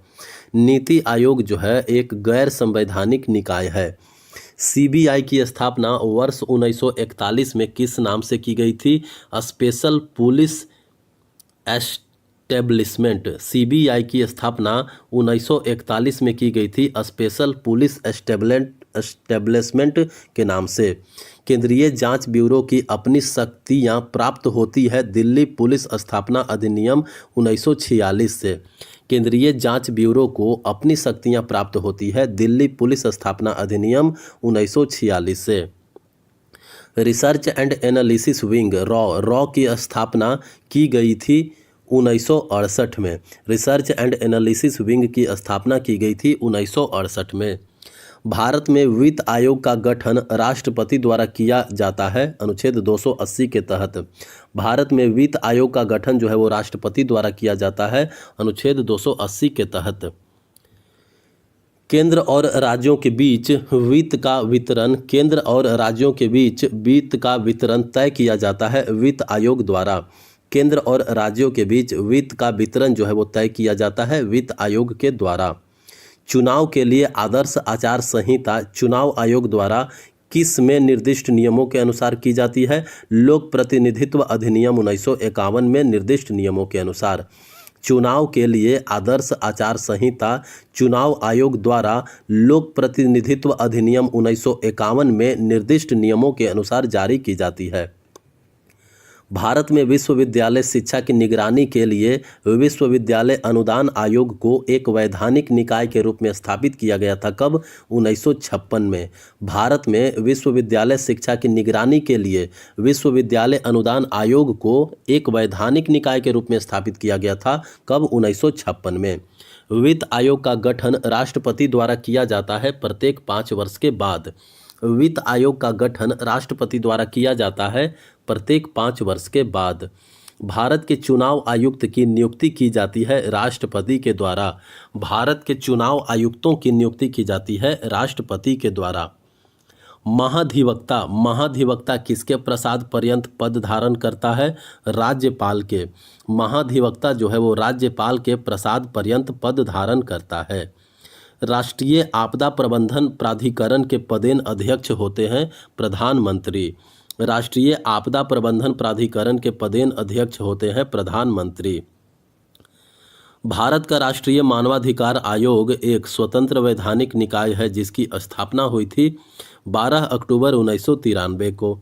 भारत का राष्ट्रीय मानवाधिकार आयोग एक स्वतंत्र वैधानिक निकाय है जिसकी स्थापना हुई थी 12 अक्टूबर 1993 को। भारत के महान्यायवादी के रूप में नियुक्त होने के लिए योग्यता होनी चाहिए सर्वोच्च न्यायालय के न्यायाधीश के सम्मान। भारत के महान्यायवादी के रूप में नियुक्त होने के लिए योग्यता होनी चाहिए सर्वोच्च न्यायालय के न्यायाधीश के सम्मान। राज्य का सर्वोच्च विधि अधिकारी होता है महाधिवक्ता। राज्य का सर्वोच्च विधि अधिकारी होता है महाधिवक्ता। भारत का सर्वोच्च विधि अधिकारी होता है कौन? महान्यायवादी। भारत का सर्वोच्च विधि अधिकारी होता है महान्यायवादी। नीति आयोग का गठन हुआ था 2015 में। नीति आयोग का गठन हुआ था 2015 में।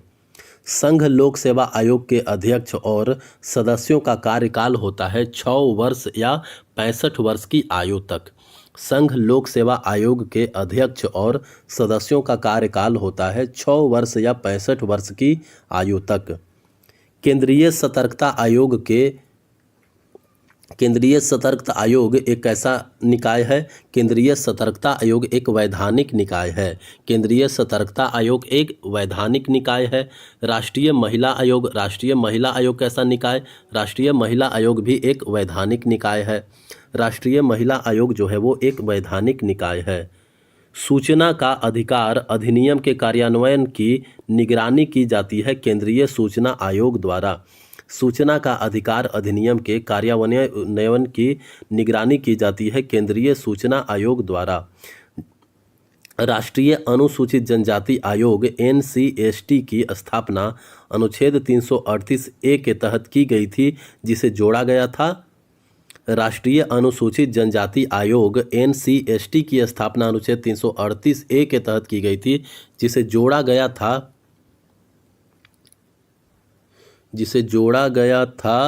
89वां संशोधन अधिनियम 2003 के द्वारा। 89वां संशोधन 2003। अनुच्छेद 148 के अनुसार भारत के नियंत्रक एवं महालेखा परीक्षक की नियुक्ति की जाती है राष्ट्रपति के द्वारा। अनुच्छेद 148 के अनुसार भारत के नियंत्रक एवं महालेखा परीक्षक की नियुक्ति की जाती है राष्ट्रपति द्वारा। केंद्रीय प्रशासनिक अधिकरण अधिनियम की उत्पत्ति हुई अनुच्छेद 323 ए से। केंद्रीय प्रशासनिक अधिकरण अधिनियम की उत्पत्ति हुई अनुच्छेद 323 ए से। अनुच्छेद 324 के अनुसार भारत के उपराष्ट्रपति के लिए चुनाव आयोजित किया जाता है भारत चुनाव आयोग के द्वारा। अनुच्छेद 324 के अनुसार भारत के उपराष्ट्रपति के लिए चुनाव आयोजित किया जाता है भारत चुनाव आयोग के द्वारा। एक संवैधानिक संस्था जो देश में चुनावों का संचालन और विनियमन करने के लिए जिम्मेदार है वह है चुनाव आयोग। अनुच्छेद 324। एक संवैधानिक संस्था जो देश में चुनाव का संचालन और विनियमन करने के लिए जिम्मेदार है वह चुनाव आयोग है।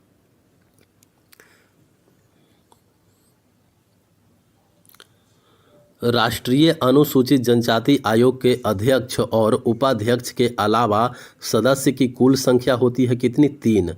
राष्ट्रीय अनुसूचित जनजाति आयोग में एक अध्यक्ष, एक उपाध्यक्ष और 3 सदस्य होते हैं।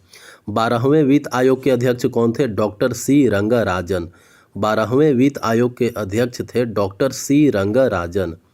राष्ट्रीय महिला आयोग के कार्य निर्दिष्ट हैं राष्ट्रीय महिला आयोग अधिनियम 1990 की धारा 10 में। राष्ट्रीय महिला आयोग के कार्य निर्दिष्ट हैं राष्ट्रीय महिला आयोग अधिनियम 1990 की धारा 10 में।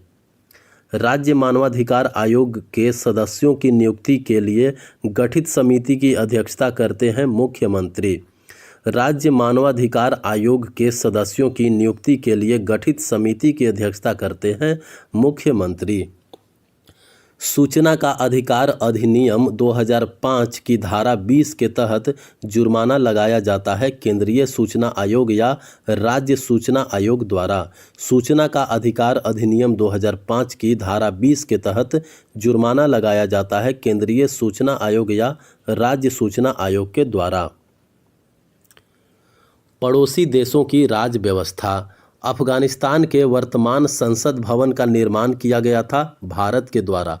अफगानिस्तान के वर्तमान संसद भवन का निर्माण किया गया था भारत के द्वारा। बांग्लादेश की आधिकारिक भाषा है बंगाली। बांग्लादेश का आधिकारिक भाषा क्या है? बंगाली। श्रीलंका को स्वतंत्रता मिली थी कब? वर्ष 1948 में। श्रीलंका को स्वतंत्रता मिली थी वर्ष 1948 में। भारतीय शांति रक्षा बल IPKF को श्रीलंका भेजा गया था 1987 में। भारतीय शांति रक्षा बल IPKF को श्रीलंका भेजा गया था 1987 में। Democratic socialist Republic of Sri Lanka. Democratic socialist Republic of Sri Lanka की स्थापना करने वाला नया संविधान अपनाया गया वर्ष 1948 में। Democratic socialist Republic of Sri Lanka की स्थापना करने वाला नया संविधान अपनाया गया वर्ष 1978 में। वर्ष 1978 में। नेपाल ने अपना पहला लोकतांत्रिक संविधान अपनाया था 2015 में। नेपाल ने अपना पहला लोकतांत्रिक संविधान अपनाया था 2015 में। बांग्लादेश एक स्वतंत्र देश बना 1971 में। बांग्लादेश जो है वो एक स्वतंत्र देश बना 1971 में।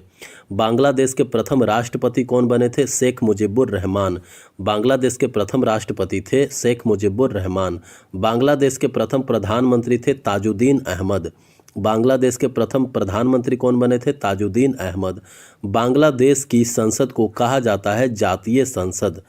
बांग्लादेश की संसद को कहा जाता है जातीय संसद। भूटान की संसद को कहा जाता है तसोगडू। भूटान के संसद को कहा जाता है तसोगडू। जब भारतीय स्वतंत्रता अधिनियम पारित किया गया तो यूनाइटेड किंगडम के प्रधानमंत्री कौन थे? क्लीमेंट एटली। जब भारतीय स्वतंत्रता अधिनियम पारित किया गया तो यूके किंगडम के प्रधानमंत्री थे क्लीमेंट एटली। नेपाल ने अपना पहला लोकतांत्रिक संविधान अपनाया कब? सितंबर 2015 में। भारत के अतिरिक्त तमिल आधिकारिक भाषा है श्रीलंका और सिंगापुर। भारत के अतिरिक्त तमिल आधिकारिक भाषा है श्रीलंका और सिंगापुर की। चीन की राष्ट्रीय संसदीय संस्था का नाम है नेशनल पीपुल्स कांग्रेस। चीन की राष्ट्रीय संसदीय संस्था का नाम है नेशनल पीपुल्स कांग्रेस। पाकिस्तान की प्रथम महिला प्रधानमंत्री कौन थी? बेनजीर भुट्टो। पाकिस्तान की प्रथम महिला प्रधानमंत्री थी बेनजीर भुट्टो। बांग्लादेश पाकिस्तान का हिस्सा था 1947 से लेकर के 1971 तक। बांग्लादेश जो है वो पाकिस्तान का हिस्सा था 1947 से 1971 तक। यूरोपीय यूनियन पार्लियामेंट स्थित है ब्रुसेल्स बेल्जियम और स्ट्रासबर्ग फ्रांस में। यूरोपीय यूनियन पार्लियामेंट स्थित है ब्रुसेल्स बेल्जियम और स्ट्रासबर्ग फ्रांस में।